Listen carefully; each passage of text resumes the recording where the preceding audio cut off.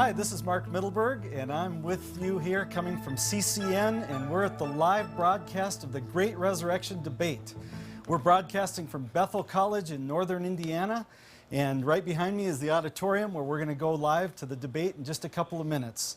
But I just want to say we're thrilled to have churches from all over North America, up in Canada, all the way to Florida and California, everywhere in between. We've got over 2,000 churches that we're broadcasting to today, and we're so glad that you've joined us. You know, I cannot think of a more important topic for us to be discussing today, especially during this Easter season, than this question of the evidence for or against the bodily resurrection of Jesus Christ. You know, many people feel that this is the pivotal issue on which historic Christianity rises or falls. It's been called the linchpin of Christianity, the cornerstone, or the epicenter of the faith. Dr. Terry Meathy says it like this. He says, "This is the most important question regarding the claims of the Christian faith. But while many Christians sort of assume that Jesus really raised from the dead, the National Religious News Service reports that the leaders of the group called the Jesus Seminar in recent times have concluded, quote, that there is no evidence for the Easter resurrection or that it was a physical reality. And they say that the story of the historical Jesus ended with his death on the cross and the decay of his body." John Dominic Crossan, a scholar at DePaul University in Chicago, goes even further and says that the tomb of Jesus was empty because his body was already being devoured by wild dogs. Well, these are serious charges, and according to theologian Gerald O'Collins, he says, in a profound sense, Christianity without the resurrection is not simply Christianity without its final chapter. It's not Christianity at all.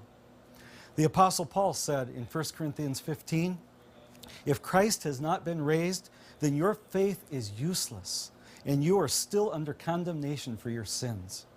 If we have hope in Christ only in this life, we are the most miserable people in the world." So again, obviously, this is a vitally important issue. Did Jesus really rise from the dead or not? And as you can guess, there are strong opinions on both sides, and we're going to hear two of those opinions tonight. So I just want to challenge you. Really engage your mind. Listen and weigh what you hear, and then apply it in your life in the days ahead. Now, before we go into the debate and begin formally, let me just give you a little overview of the schedule.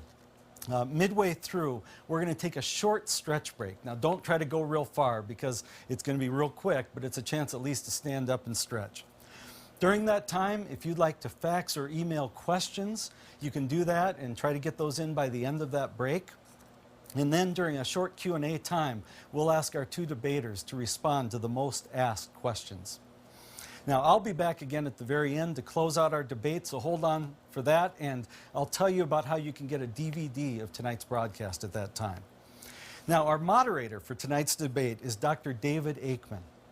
Dr. Aikman has an incredible career. He's an award-winning print and broadcast journalist who worked for 23 years with the Time magazine organization, and during that time covered almost all the major events happening around the globe.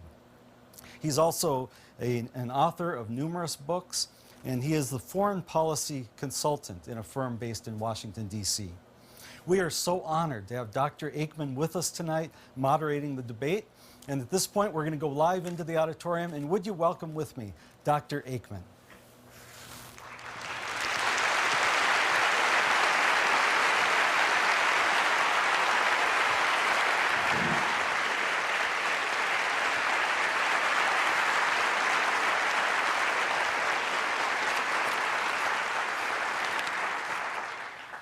Welcome to Bethel College and the Great Resurrection Debate here on March 20th, Palm Sunday, 2005.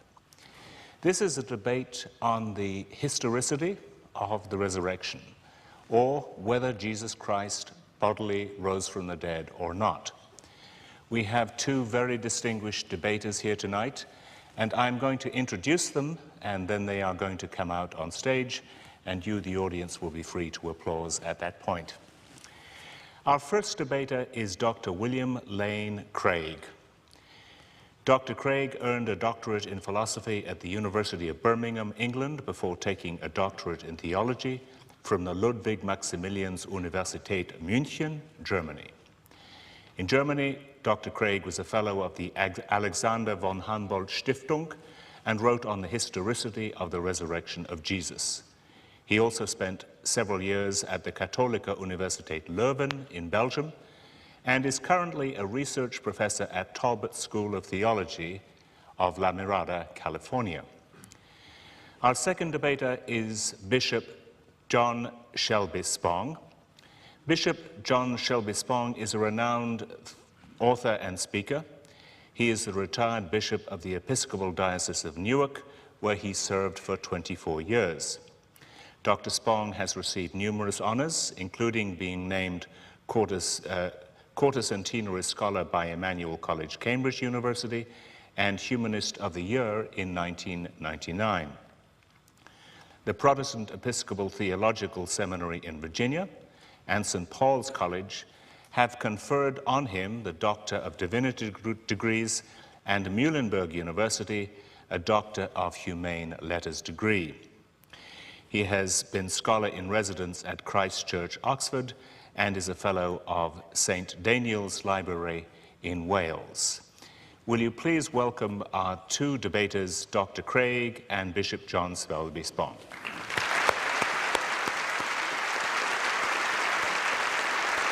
Good time. Okay, good.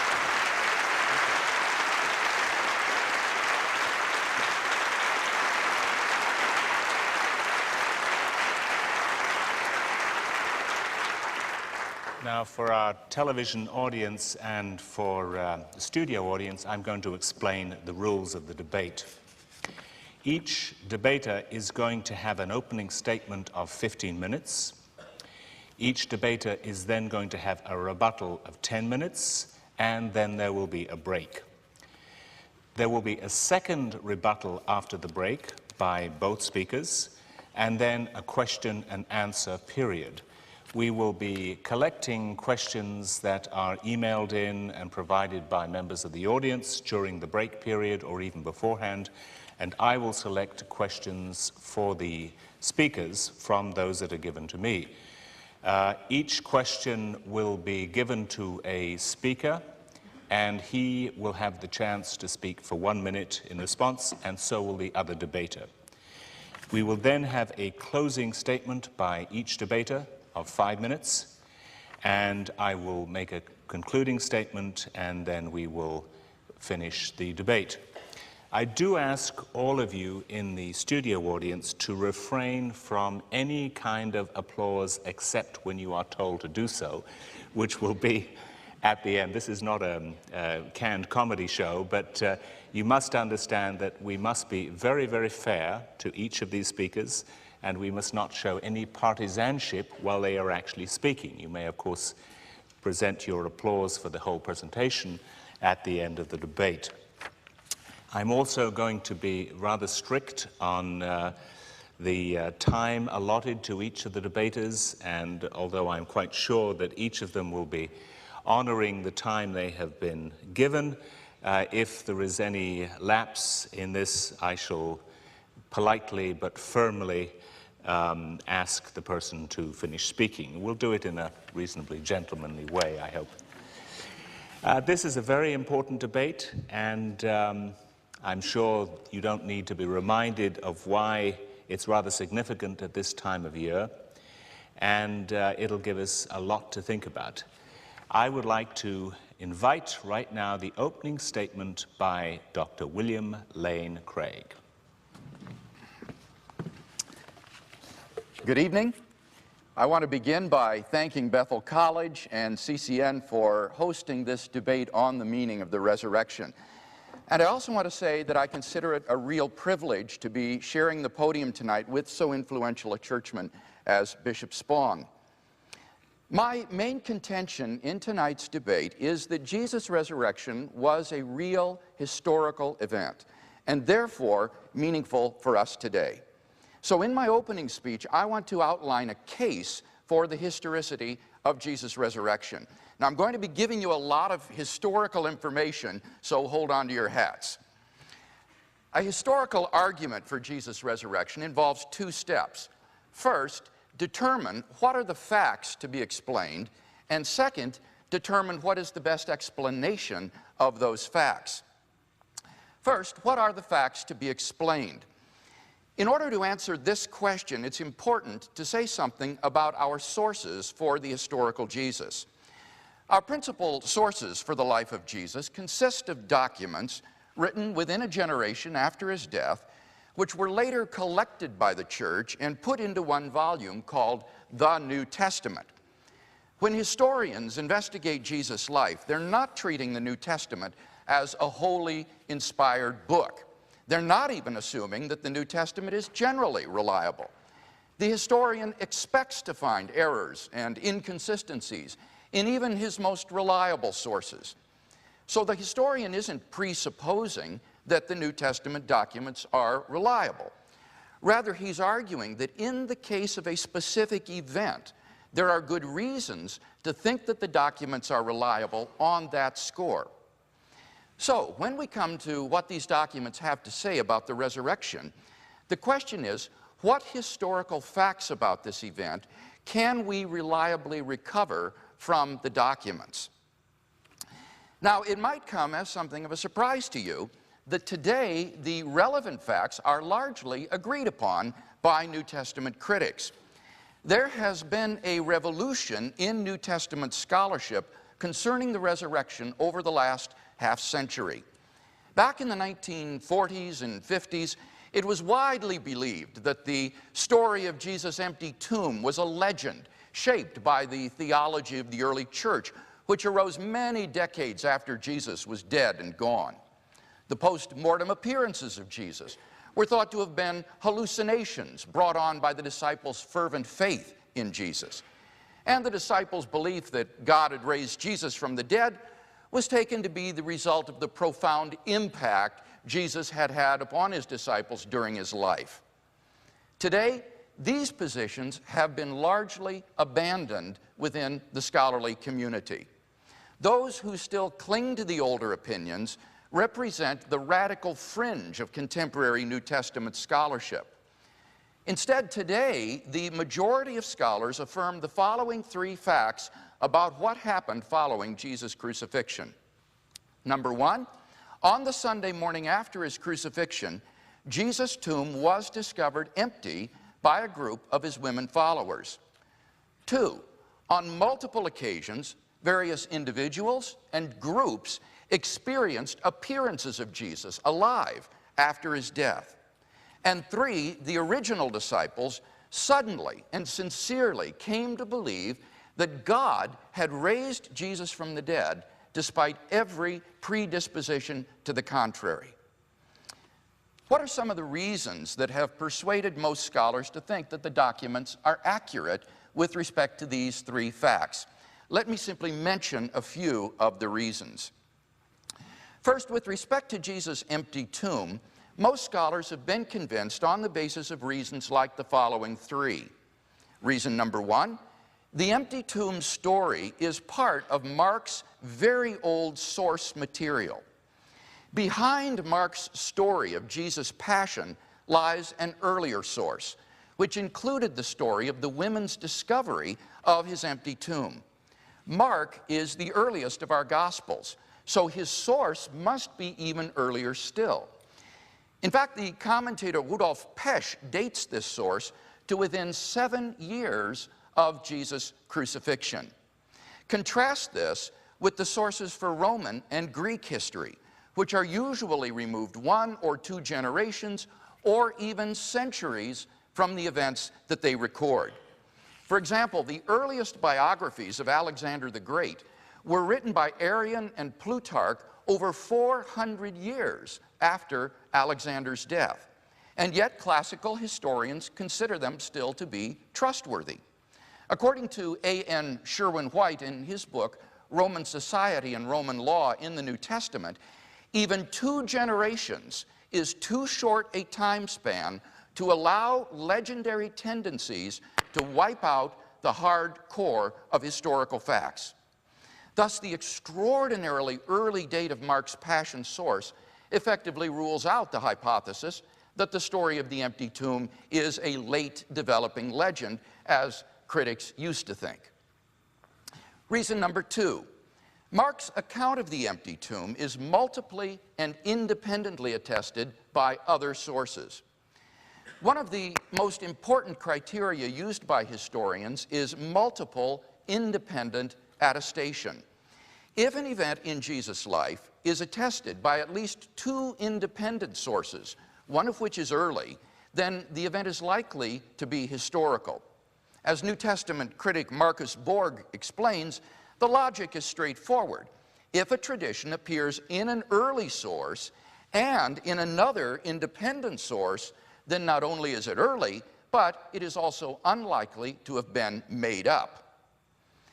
In the case of the empty tomb, we have not only Mark's early passion source, but also independent sources used by Matthew and John. The empty tomb is also mentioned in the early sermons, in the Acts of the Apostles, and implied by Paul in his letter to the church in Corinth. Thus we have early, multiple, independent attestation of the fact of the empty tomb, one of the most important indications of historicity. Reason number 3, the tomb was discovered empty by women. In a patriarchal society like first century Palestine, where the word of a woman was looked down upon, it's remarkable that it is women who are the discoverers of Jesus' empty tomb. Any later legendary account would certainly have made male disciples, like Peter and John, discover the empty tomb. The fact that it is women, rather than men, who are the chief witnesses to the empty tomb is best explained by the fact that they were the discoverers of the empty tomb, and the gospel writers faithfully record what for them was an awkward and embarrassing fact. In my book, I list 10 lines of evidence in support of the empty tomb, but I think enough has been said to indicate why, in the words of Jakob Kramer, an Austrian specialist on the resurrection, and I quote, "By far most exegetes hold firmly to the reliability of the biblical statements concerning the empty tomb," end quote. As for that second fact, Jesus' post-mortem appearances, this fact is almost universally acknowledged among New Testament scholars for the following 2 reasons. Reason number 1, the list of eyewitnesses to Jesus' appearances, which is quoted by Paul, guarantees that such appearances occurred. In his first letter to the church in Corinth, Paul writes, "For I delivered to you what I also received, that Christ died for our sins in accordance with the Scriptures, and that he was buried, and that he was raised on the 3rd day in accordance with the Scriptures, and that he appeared to Cephas, then to the 12. This information has been dated to within 5 years of Jesus' crucifixion. It mentions the appearances to Peter and to the 12 disciples. Paul then goes on to say, then he appeared to more than 500 brethren at one time. Then he appeared to James, then to all the apostles. Last of all, as to one untimely born, he appeared also to me." According to his letter to the churches of Galatia, Paul was in Jerusalem within 6 years of Jesus' crucifixion and spent 2 weeks with Peter and James. Given the early date of this information, as well as Paul's personal acquaintance with the people involved, such appearances can't be written off as legends. Reason number 2, the appearance narratives in the Gospels provide multiple, independent attestation of the appearances.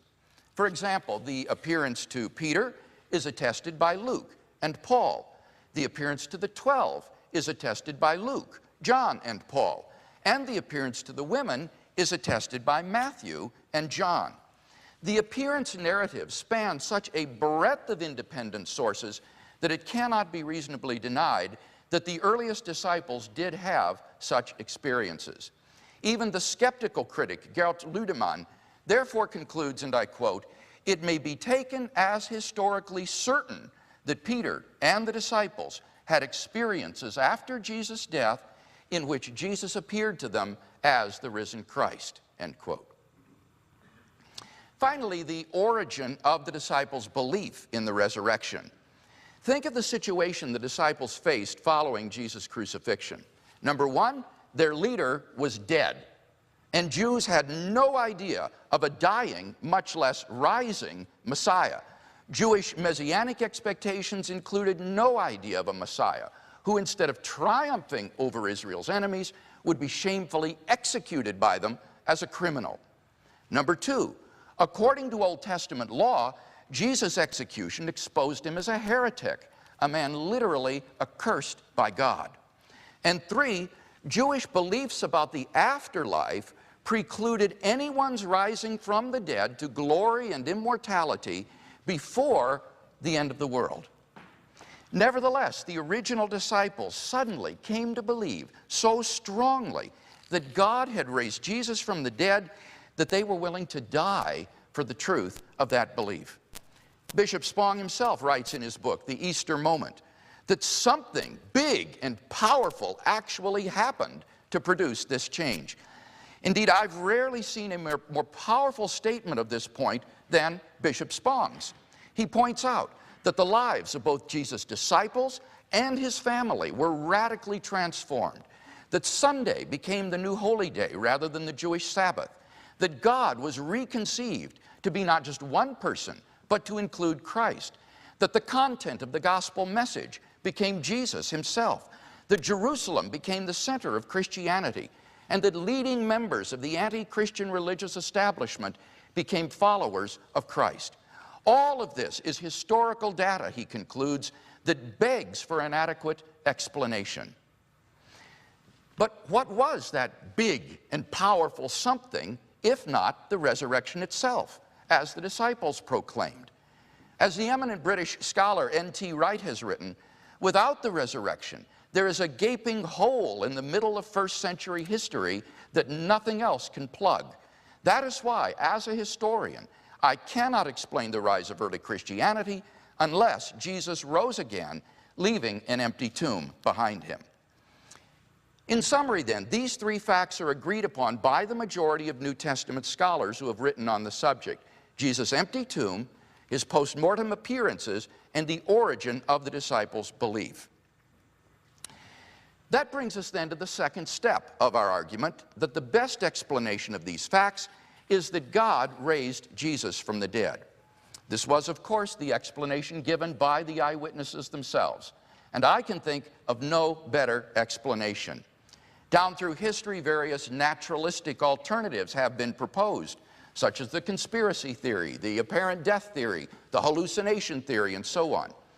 In the judgment of contemporary scholarship, however, none of these naturalistic theories has managed to provide a plausible explanation of the facts. Does this mean, therefore, that most scholars accept the resurrection of Jesus as the best explanation? No, it does not. For in order to accept the explanation, God raised Jesus from the dead, you must be prepared to affirm that a miracle has occurred. And many historians feel that they cannot do that. Not that they deny the possibility of miracles, but they feel that in their capacity as professional historians, it's against the rules, so to speak, to appeal to miraculous explanations. To say that some event is a miracle is to make a philosophical judgment, not a historical judgment. And so, as historians, they can offer no explanation. But as long as we're willing to think philosophically about history, there's nothing to bar us from drawing the inference God raised Jesus from the dead.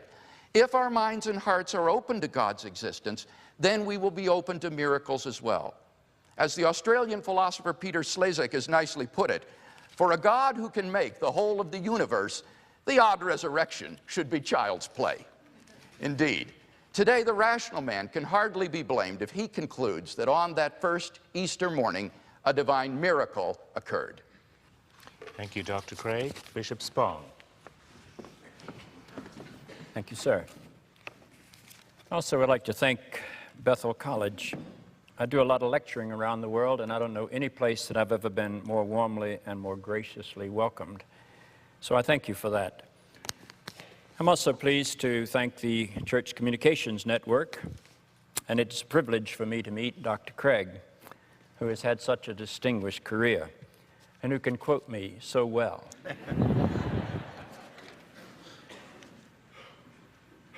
I find the title of this debate to be a bit misleading. I'm a Christian. I served my church first as a priest and then as a bishop for almost 50 years. I do not believe it is possible to be a Christian apart from the reality of the resurrection. I assume that my colleague, Dr. Craig, stands united with me on that proposition.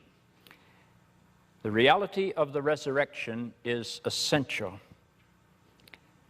But the reality of the resurrection is not the substance of our discussion. Any attempt to suggest that it is would be a violation of both of our integrity and the integrity of Bethel College. I suspect that the differences that will appear between Dr. Craig and myself will not be about the centrality or the reality of the resurrection, but on the factual accuracy of the biblical accounts of the Easter moment, even of the way the resurrection is or can be understood. Ultimately, the most important thing that we need to establish is that it is available and eternal in every generation, not just an historical event that happened some 2,000 years ago. I am not a biblical literalist, though I was one for many years, and my mother died a strict biblical fundamentalist. I'm still very thankful that I had that upbringing, though I have abandoned that point of view. But that evangelical upbringing gave me an insatiable desire to study the Scriptures. And that study has dominated my life for my entire career. Not a day goes by that I do not wrestle with the words of the Bible. The resurrection narratives have been a primary focus of that study for me. The last book I wrote on the resurrection, not the one that Dr. Craig quoted, was revelatory in its title. I submitted that manuscript to my publisher, HarperCollins, with the working title, Resurrection, Myth and Reality. HarperCollins changed my title and published it under the title Resurrection, Myth or Reality. I think it has to be both. They wanted to suggest that I believed that it could be one or the other. Harper has invested a lot of money in making me controversial, and they wanted to make sure that they didn't lose on their investment. But let me go over those two things. The reality. Yes, the resurrection's real. And Dr. Craig pointed to some of the things that I still hold quite firmly. The resurrection was an event of such power and such life-changing energy that the disciples who had all abandoned Jesus at the time of his arrest and had forsaken him and fled were reconstituted. And not just reconstituted, but quite willing to give their lives for the reality of that experience. There's enormous power in that. Secondly, we must not forget that these are Jewish men. And in the Jewish tradition, the most sacred part of the whole tradition was that God was one. Nothing could stand in the presence of God. And yet there was something about whatever the resurrection was that was so powerful and so overwhelming that these Jewish men had to expand their definition of God so that it was big enough to include Jesus of Nazareth. And they were no longer able to look at Jesus of Nazareth without seeing him as part of who God is. And thirdly, they created a new holy day. Now, for those of us who have been in active ministry with congregations, we know how serious and important that is. When I was the Bishop of Newark, I had churches that I was quite sure that if the Lord God, God's self, had appeared before those congregations and said, folks, I want you to change the Sunday hour from 10 to 10:30 beginning next week, some in those congregations would say, but Lord, that's not the way we do it in this church. Changing people's worship traditions is a powerful, powerful argument.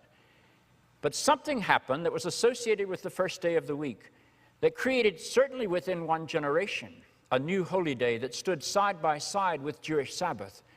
And then when the Christian faith finally moved out of its Jewish orbit and into the Mediterranean Gentile world, the Jewish Sabbath was dropped, and the Christian Sunday became the holy day of the Western world.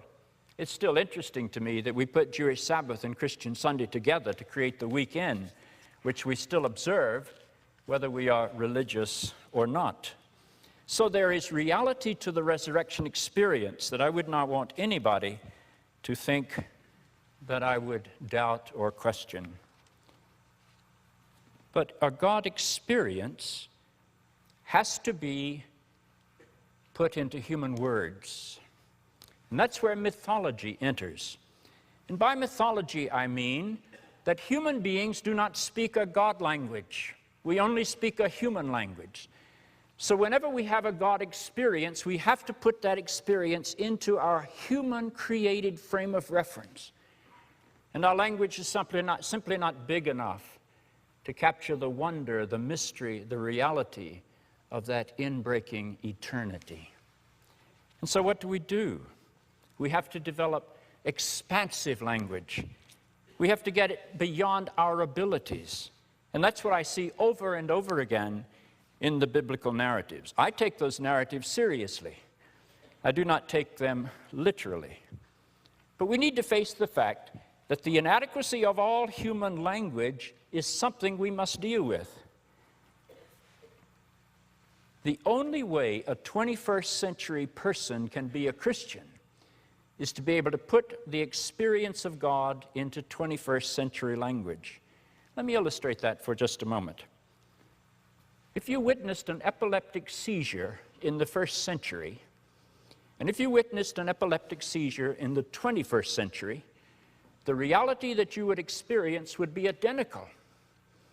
But if you were to read the explanation that 1st century people gave to that epileptic seizure, and the explanation that 21st century people gave to that epileptic seizure, you would recognize that language is time-bound and time-warped.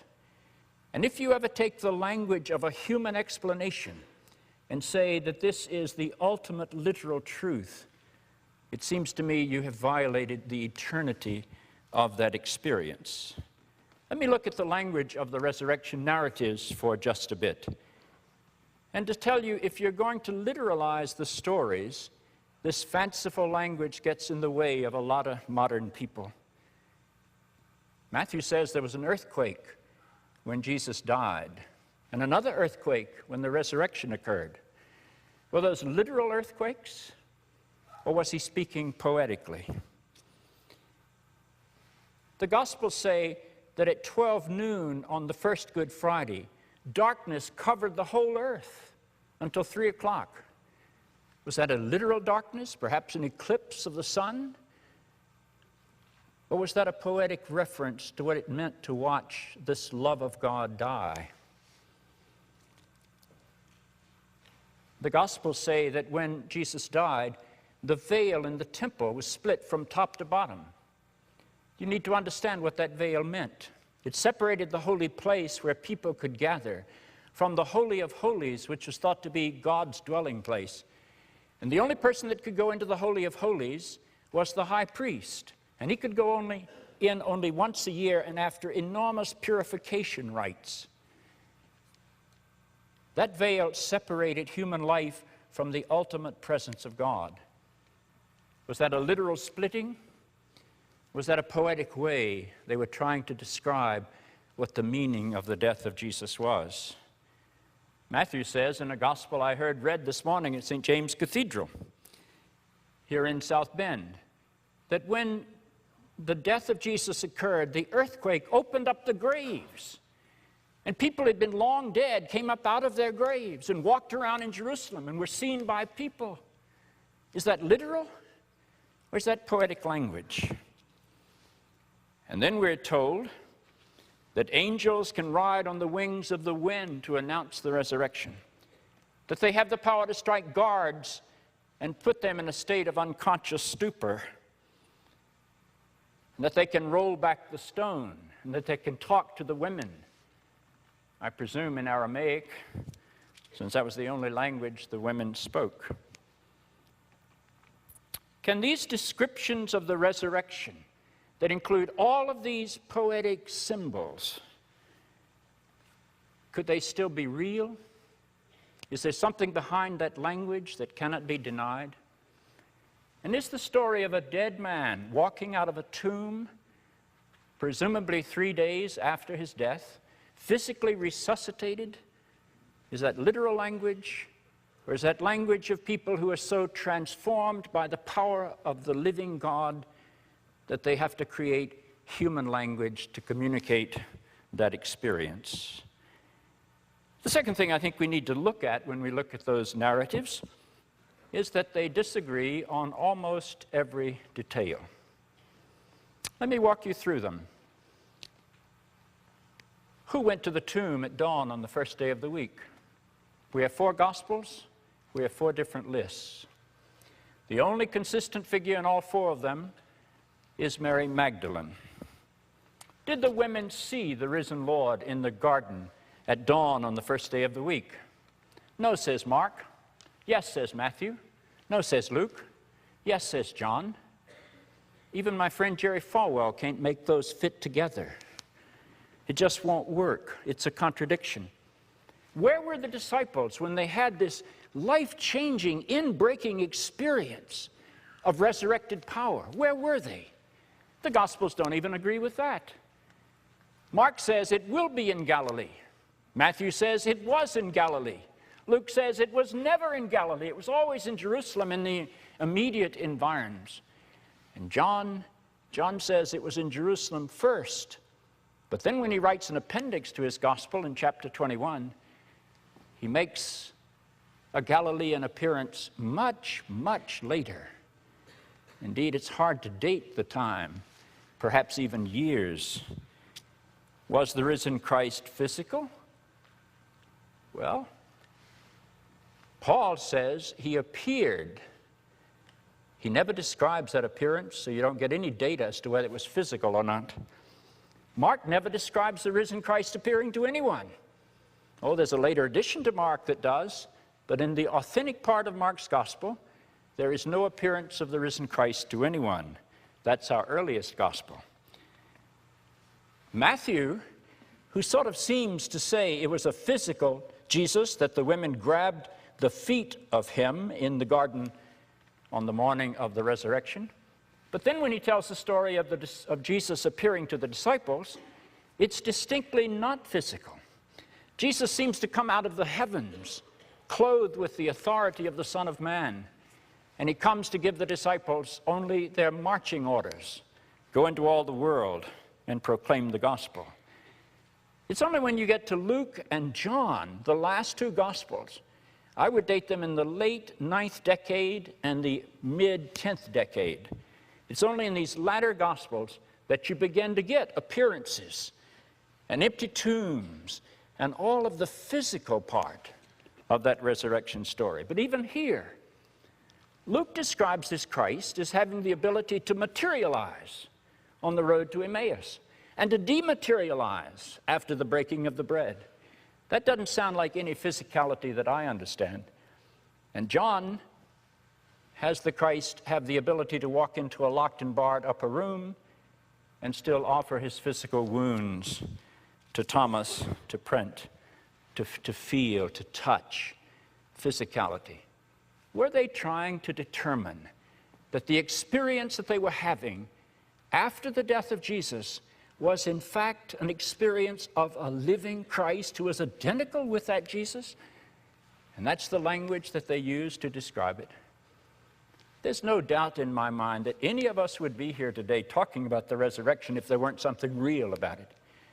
But I think we've got to begin to open the Scriptures to scholarship, open them to a new understanding, so that we don't have to take 21st century minds and twist them into first century pretzels in order to be disciples of Jesus of Nazareth.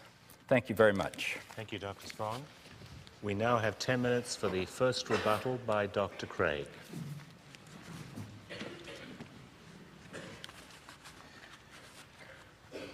Thank you, Bishop Spong, for those thoughtful remarks and criticisms. In this speech, I'd like to re-examine the case that I presented and see how it stands up in light of Bishop Spong's criticisms. Now, you'll recall that my argument has two steps. First step is to determine the facts to be explained, and here I listed some of the reasons that have led most scholars to agree with the facts of Jesus' empty tomb, post-mortem appearances, and the origin of the disciples' belief in his resurrection. Now here, Dr. Spong suggests that these narratives should be read as myths, not literally, that it's a mistake to think of them as literal. Well, now, I believe this is really a straw man. Nobody takes every passage in the Bible literally. When the psalmist says, "Let the trees of the woods clap their hands before the Lord," nobody thinks that he's teaching botany. Rather, the key to correctly interpreting the Bible is to discern the type of literature that you're reading. Now, the Bible contains a wide variety of different literary types: prophecy, history, epistle, poetry, apocalypse, and so on. And to read these indiscriminately in all the same way is going to lead to confusion. Now, when it comes to the Gospels, Bishop Spong variously classifies these, sometimes as mythology, as he did tonight, but sometimes as midrash, sometimes as legend, sometimes as theology, and so on. The problem is that these are all distinct literary types, different from one another. But Dr. Spong, rather like that fellow in the Florida orange juice commercial, just throws everything into the blender at once and comes up with a sort of literary mash. And this isn't apt to be very helpful, I think, in our understanding of the Gospels. Let me share with you then the thinking of contemporary scholarship concerning the literary type of the Gospels.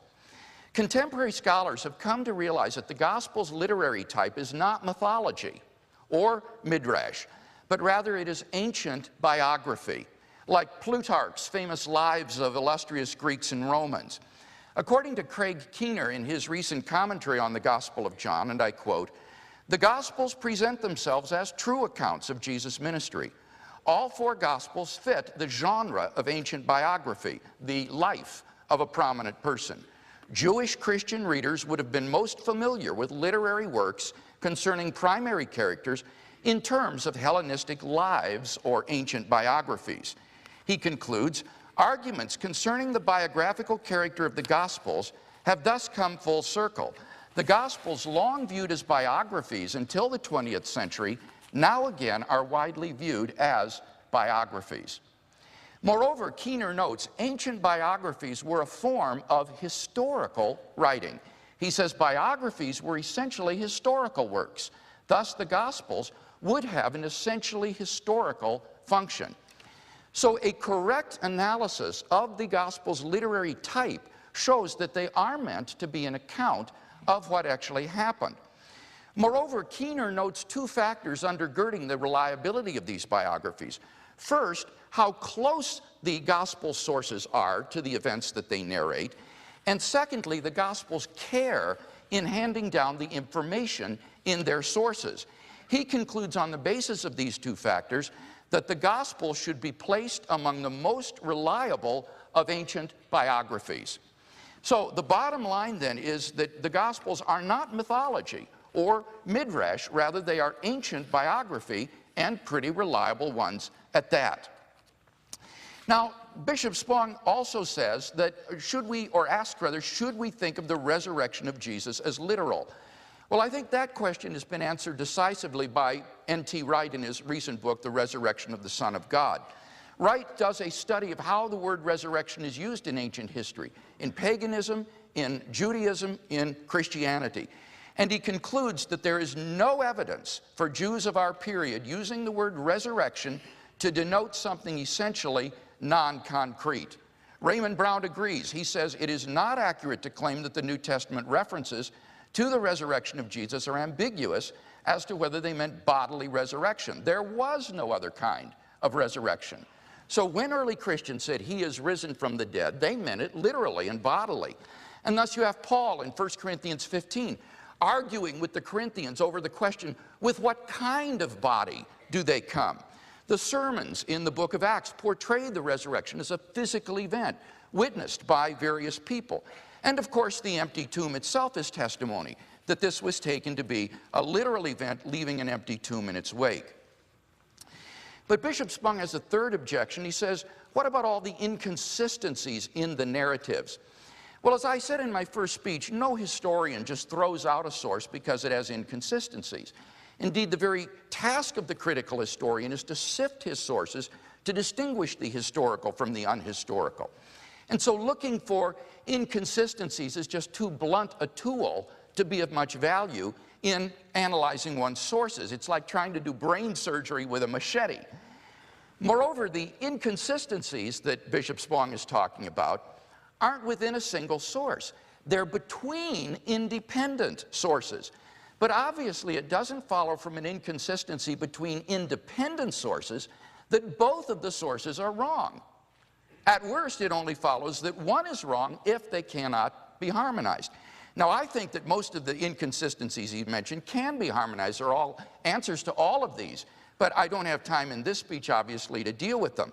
Let me simply point out that the gospel accounts are unanimous and harmonious in their historical core, which is what I'm arguing for tonight. The discrepancies occur in the secondary details. All four gospels agree on the following facts: that Jesus of Nazareth was crucified in Jerusalem by Roman authority at the time of the Passover feast, having been arrested and convicted on charges of blasphemy by the Jewish Sanhedrin, and then slandered before the Roman governor Pilate on charges of treason.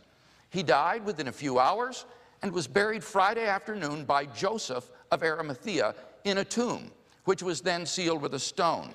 Certain women followers of Jesus, including Mary Magdalene, having observed his interment, visited his tomb early on Sunday morning, only to find it empty. Thereafter, Jesus appeared alive from the dead to the disciples, including Peter, who then became proclaimers of the message of his resurrection.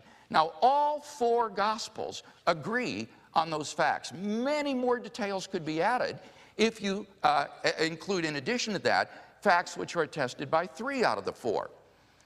The historian Michael Grant concludes, true, the discovery of the empty tomb is narrated differently by the different Gospels. But if we apply the same sort of criteria that we would apply to any other ancient literary sources, then the evidence is firm and plausible enough to necessitate the conclusion that the tomb was indeed found empty.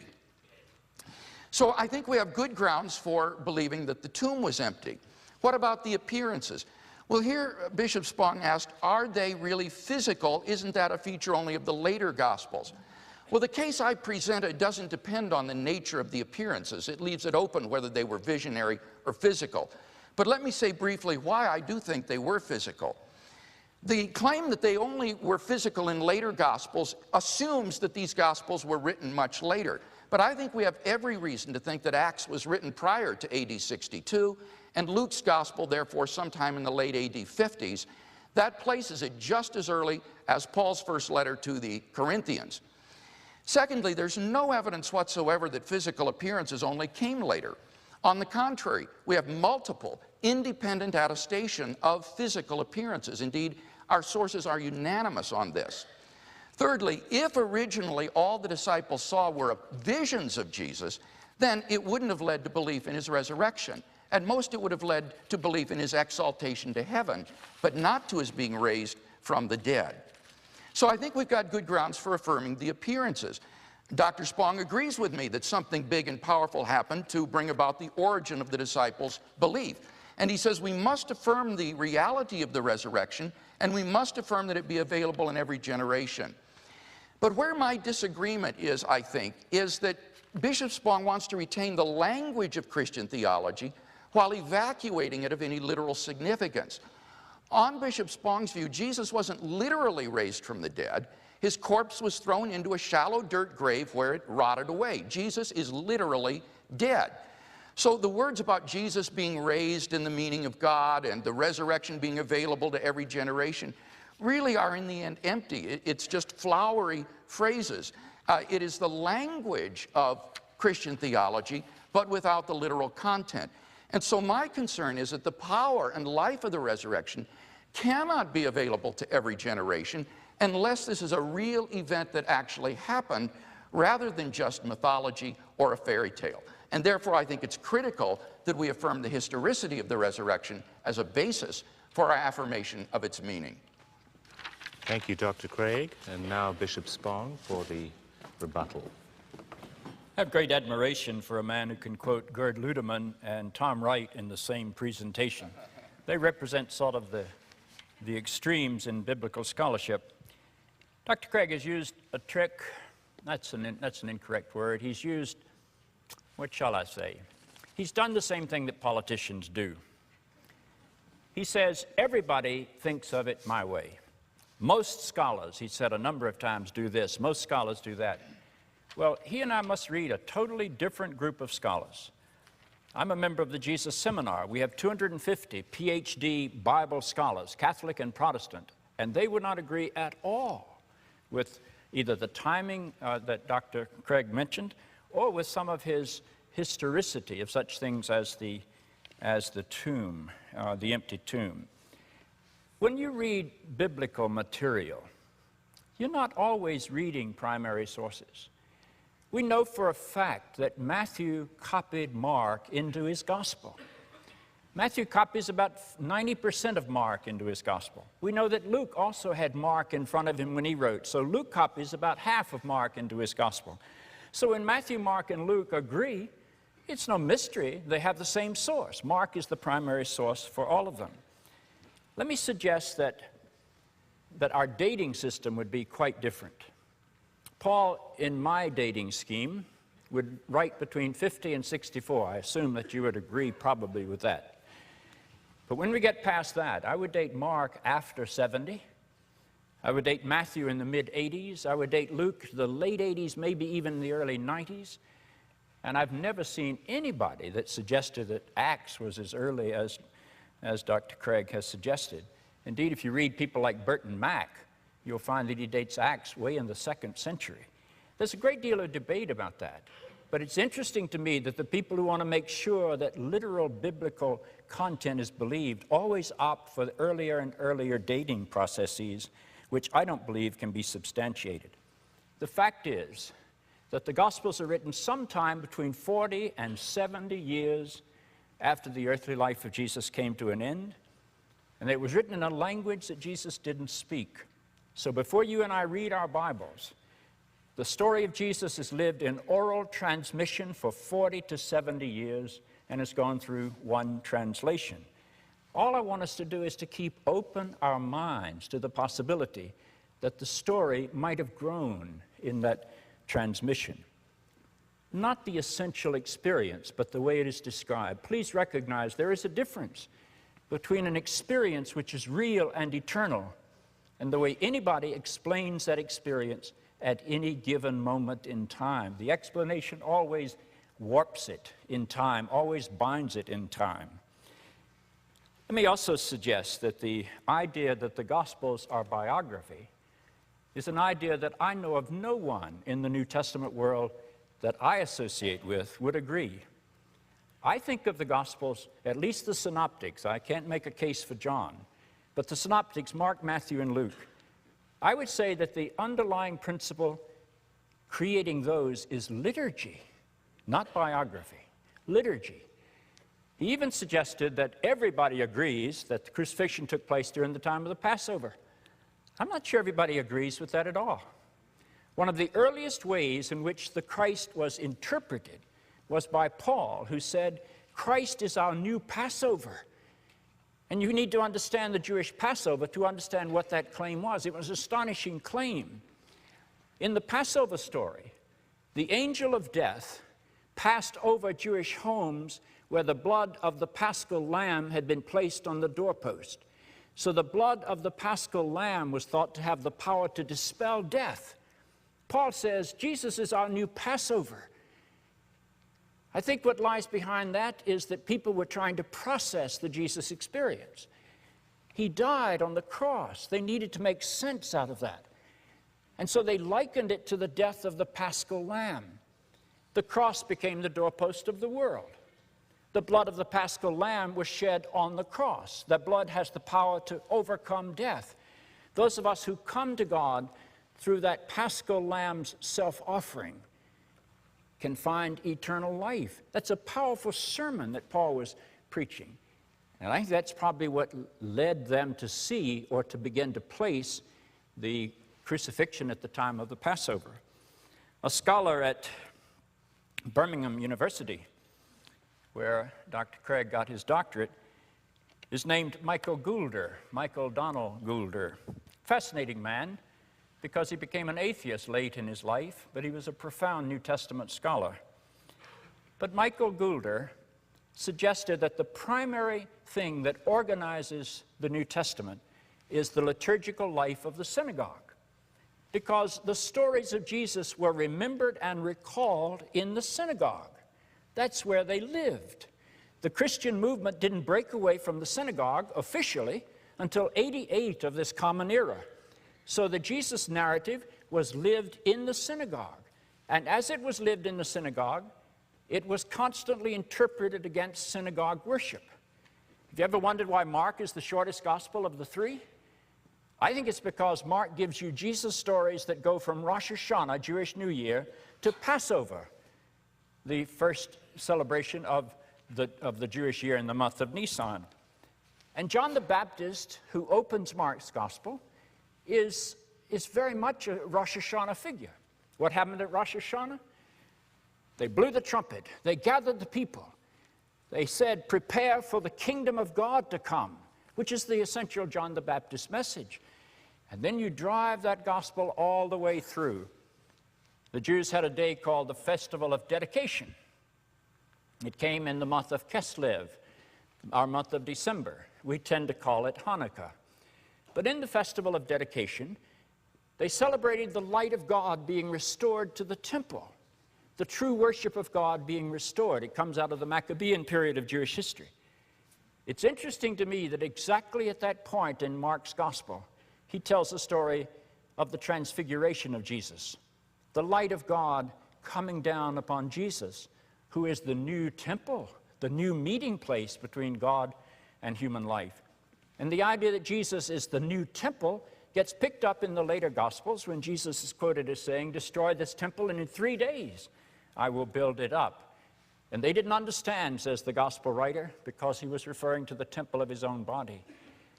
The only way that I believe that they could have seen Jesus as the new temple was that they lived in a world where the temple had been destroyed, which happened in the year 70 AD in the Great Roman War. So I see Jesus being interpreted liturgically against the background of the Jewish worship cycle, and that's the organizing principle. The reason Matthew and Luke had to expand Mark was that they wanted to have Christian readings for all of the Sabbaths of the year. And Mark only provided about 6.5 months. So Matthew and Luke both stretched Mark. Matthew stretched it in a very Jewish direction. Luke stretched it in a much more Gentile direction.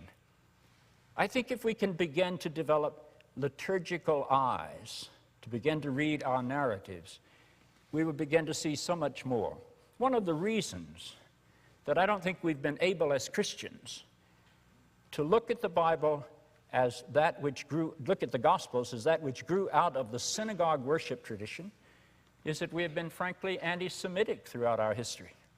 When I was a Sunday school boy, going to my evangelical Sunday school in Charlotte, North Carolina, I never met a good Jew in my Sunday school material. They were all evil people. They were sinister. They were out to get Jesus, or they were out to get Paul. Nobody ever told me that Jesus was a Jew. That sort of escaped notice. Oh, I knew that Judas Iscariot was a Jew. I knew that the Pharisees and the Sadducees were Jews, and the chief priests were Jews. The scribes, they were Jews. But nobody ever told me that Jesus was a Jew, and that Paul was a Jew, and that Mary and Joseph were Jews, and Mary Magdalene was a Jew, and all of the disciples were Jews, because they were good people. It was given to me as good Christians against bad Jews. Well, I think we've got to begin to open our eyes and to recognize that this Jewish Jesus was interpreted first within a Jewish frame of reference. And then when we left that frame of reference, we lost a lot of our understanding. One final note before I finish. You've heard many a time, I'm sure, Jesus died for my sins. It's a mantra among Christians. You ever wonder where it comes from? The Jews had a day called Yom Kippur. where they killed a lamb who was perfect mentally, morally, and physically. And then they took the blood of this lamb who stood between them and God, because they weren't aware, they weren't capable of standing in that place close to God, and they sprinkled the blood of this lamb on the people so that they were washed in the blood of the lamb, cleansed from their sins and restored to God. That was a Jewish worship tradition, and it has deep echoes in the Christian tradition, and I think we miss them because we cannot read the Bible with Jewish eyes. Thank you very much, Bishop Spong. We have now concluded the first part of this debate, and I want to thank our two participants. We're going to take a break for about 8 minutes, so please don't go and have a backyard picnic or something. We will come back and we will have the rebuttal of the rebuttal, as it might be called, by both debaters, and then there will be a time of questions that will be entertained to each of the debaters from the studio audience and from the television audience. So please come back in about 7 or 8 minutes. Thank you.